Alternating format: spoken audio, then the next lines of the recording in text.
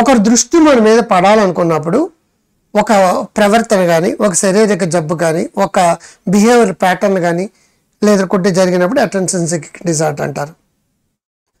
Example, ఒక పిల్లాడు ఉన్నాడు, అమ్మేమో వంట చేసుకుంటుంది, నాన్నేమో ఏదో పనిలో ఉన్నాడు, చూస్తాడు, నన్ను ఎవరో పట్టించుకోవడం అని చెప్పేసి గాజు గ్లాస్ కింద పడేస్తాడు.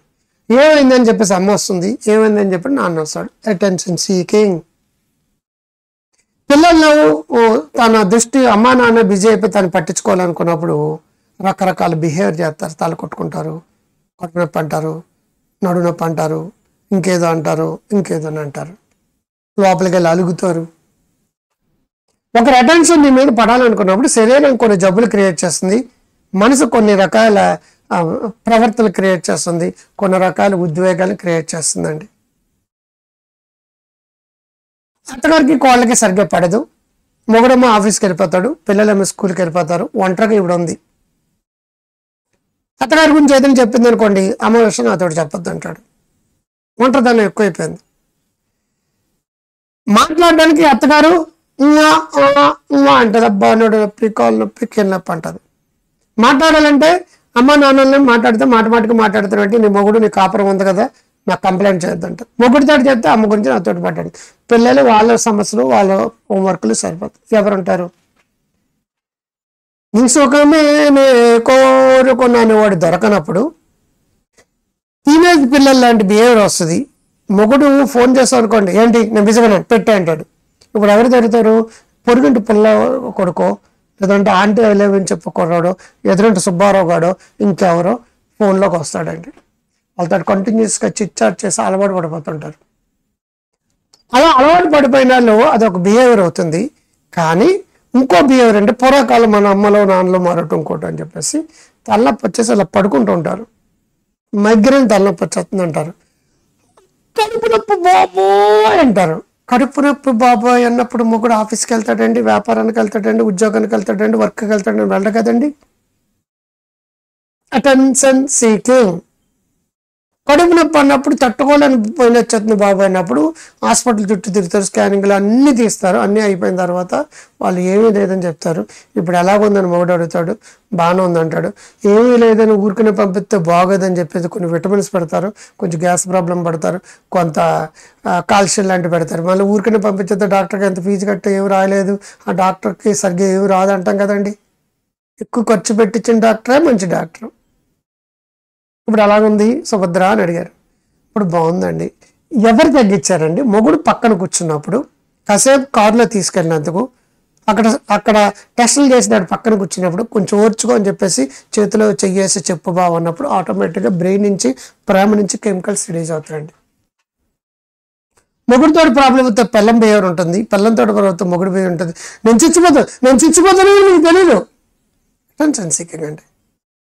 కొంతమంది ఏం చేస్తారో తెలుసా, నా సంగతి తెలుసా అని చెప్పేసి చేతి కోసుకుంటారండి. మీరు ఎప్పుడైనా పెళ్లి చూపులకు వెళ్ళినప్పుడు అమ్మాయి ఎలా నడుస్తుంది, ఏ డ్రెస్ వేసుకుంది, అందంగా ఉందా కాదండి. ఎప్పుడైనా పెళ్లి చూపులతో ఏం చేయలేదు తెలుసు, నువ్వు ఇచ్చి ఒకసారి వెనక్కి లాగమని చెప్పండి, నీకు అర్థమైపోతుంది. ఎవరైనా సరే అటెన్షన్ సీకింగ్ డిజార్డర్ ఉన్న వాళ్ళు కత్తితోటి ఇలా కోసుకోవడానికి ట్రై చేస్తారండి. ఇది విజిబుల్ ప్లేస్లోనే అటెన్షన్ సీకింగ్ అంటారు. చచ్చిపోవాలనుకున్నవాడు ఎక్కడో ఇంకోడో పుచ్చుకుంటాడు, ఇక్కడ కాల్చుకోవడం, ఇక్కడ గీసుకోవడం చేస్తారు. చచ్చినట్టుగా మళ్ళీ తిరిగి దాన్ని కాపాడుకోవడానికి చాట్లో ఎంచుకుంటారండి. అది ఎమోషనల్ బ్లాక్మెయిల్ చేసేవాళ్ళు, థ్రెట్ చేసేవాళ్ళు, అటెన్షన్ సీకింగ్ ఉన్న వాళ్ళు ఎక్కువ ఉంటారు. హిస్టీరికల్ పర్సనాలిటీ అంటాం, హిస్ట్రియానిక్ పర్సనాలిటీ అంటాం. తన మాట నగ్గడం కోసం అరుస్తారు, కేకలు పెడతారు, డోర్లు వేసుకుంటారు. అదో రకం హిస్టరీకల్ పర్సనాలిటీ. భర్త చచ్చిపోయిన తల్లి ఉందనుకోండి, కోడలు కొడుకు హ్యాపీగా ఉంటే ఇప్పుడు తలనొప్పి వచ్చేస్తుందండి.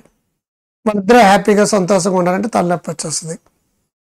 అమ్మని సుఖపెట్టడం కోసం, అమ్మ ఫీల్ కాకుండా ఉండడం కోసం పిల్లలతో పెద్దగా మాట్లాడడం కూడా చేయడండి. కొడుకు ఒకే కొడుకు ఉండి తండ్రి చచ్చిపోతుంది.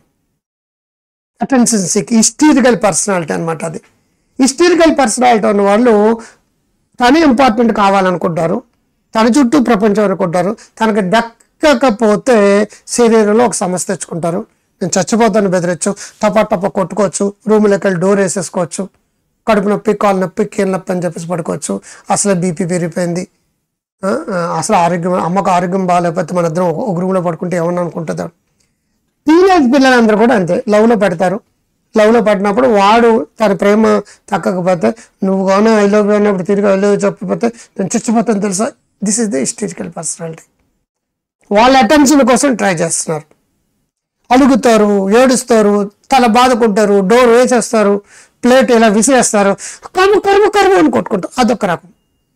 ఫిజికల్ కంప్లైంట్ చెప్తారు, కడుపు నొప్పి, నడు నొప్పి, మైగ్రైన్, కాళ్ళు పీకుతున్నాయి, ఒళ్ళు పీకుతున్నాయి, బీపీ పెరిగిపోయింది, హార్ట్ అటాక్ వస్తున్నారు, డాక్టర్ దగ్గరికి వెళ్తే నీకు స్ట్రెస్ ఉందా అన్నారు అని చెప్పేసి వాళ్ళందరూ టెన్షన్ తన మీదే రావాలని కోరుకుంటారు. జాలిగా ఉండాలని కోరుకుంటే జీవితంలో నీకు జాయ్ ఉండదు. ఎవరో ఒకరు సానుభూతి కోసం ఎదురు చూస్తే జీవితంలో నీ బతికే సానుభూతి బతుకోదు. Self it is the dangerous disorder. నీ మీద నీకు జాలి, నీ మీద నీకు బాధ, నీ మీద ఇది అందరూ సాగితే జ్వరం అంత హ్యాపీనెస్ లేదంటారు. సాగితే జ్వరం అంత హ్యాపీనెస్ లేదంటారు. జబ్బు ఉన్నదనే ఫీలింగు జబ్బు తక్కకుండా చేసేస్తుందండి. ఎప్పుడు అలాగా బెడ్ల మీద ఉండిపోయి ఏ పని చేయకుండా కూర్చుంటారండి. వీళ్ళు అలగచ్చు, భోజనం మానేయచ్చు, లేదంటే ఇంకా కష్టపెట్టచ్చు, వీడు కష్టపెట్టుకోవచ్చు, చచ్చిపోతాననొచ్చు, చంపేస్తానొచ్చు, తల కొట్టుకోవచ్చు, చేతులు ఏదంటే విసిరేయచ్చు.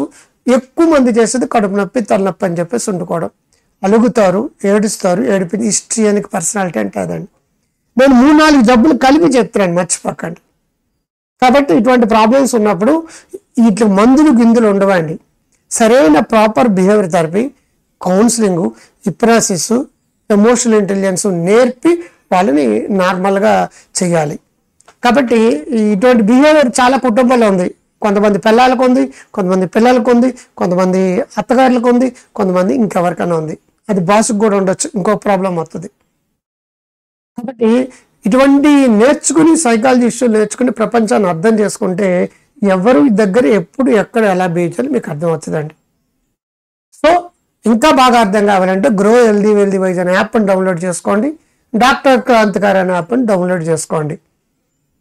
ముందరే మంచి కాలం ముందుగా నచ్చితే లైక్ చేయండి, బాగుంటే కామెంట్ బాక్స్లో బాగుందని పెట్టండి, షేర్ చేయండి, సబ్స్క్రైబ్ చేయండి. ఎక్కువ మంది షేర్ చేసి సబ్స్క్రైబ్ చేయించడానికి ట్రై చేయండి. నేను ఇంకా మోటివేట్ అయ్యి మీకు మంచి కంటెంట్ ఇవ్వడానికి ట్రై చేస్తాను. I love you all.